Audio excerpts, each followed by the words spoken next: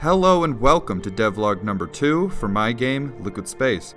My name is Ben Kramer, and at this point I've wrapped up my gray boxing and started focusing on environment design, which means adding lots and lots of color.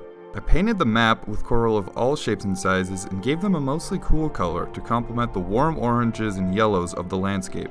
And speaking of landscapes, to really push the aquatic desert theme, I coated the world with white and purple swirls that almost look like something you'd see at the bottom of a pool.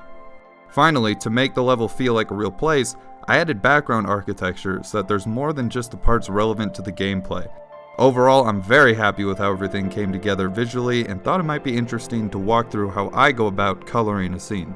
Now, I am not an artist by trade. I went to school for software and as such don't know a lot of art theory. Thankfully, there's really simple concepts that make a massive difference in making your scenes appealing and coherent. The first is color combinations. Color combinations, or color harmonies, are groups of 2 to 4 colors that look good together, based on the color wheel. There's basic ones, such as complementary, where the colors are opposite of each other on the color wheel, think orange and blue, and then there are more purposeful ones, like analogous, think purple, blue, and cyan, which are neighbors on the wheel. I use these harmonies to guide specific parts of my scene. For instance, the coral and enemies mostly follow a cool analogous harmony because they need to contrast the overwhelmingly warm orange and yellow landscape while still having some variety. This makes the coral really pop because I've created a complementary appearance between the coral and the landscape. This helps drive the imaginary, almost psychedelic feel of the level, something I knew I wanted from the outset. But this type of relationship isn't always best. For example, my ice level has an almost entirely analogous relationship between its different elements, giving a more grounded and consistent feel.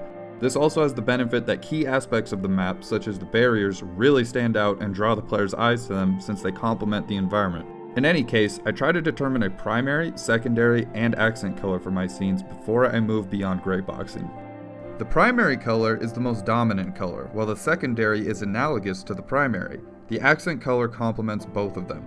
For example, Vena's dimension has a primary color of orange, a secondary color of yellow, and an accent of purple. This is really helpful because then I know what color to use to draw attention from the player. If I really need the player to notice something, I use purple or something analogous to it. If I need a landscape color, I use the primary. The secondary then acts as a way to make the primary feel less repetitive. You can see this in the change of color as the height of the landscape changes. This method is useful for anything in a game that needs color, not just scenes. For instance, my ship follows the same concept, sporting a mostly yellow and orange design with purple to highlight the turrets and cockpit. But how do I determine the exact colors? Well, the internet makes this very easy. I just search color calculator and use the websites that show up to get the exact RGB and hex codes I need. This helps me get in the ballpark and then I tweak to my liking from there. I use these color harmonies for all my levels, even when it's not obvious. Baba's domain, which sports earthier, less vibrant colors, still has blue, red, and yellow checkers on some of the pillars. This is a triadic color combination. The boss, Baba, has a mostly analogous color scheme, but actually uses 2 parts of the earlier triadic harmony to act as the trim of his robe, the blue and the yellow. Color harmonies are almost always the first place I start when coloring a scene. They aren't perfect. You'll have to work a bit to get it just right. But even as just a programmer, they help elevate my scenes beyond quote-unquote programmer art. Color was not the only thing I did in the last 2 weeks. I modeled and animated some jellyfish enemies, and I'm really happy with the pink and cyan coloring, as well as the Fresnel effect added over it. I think it perfectly matches the vibe of the scene.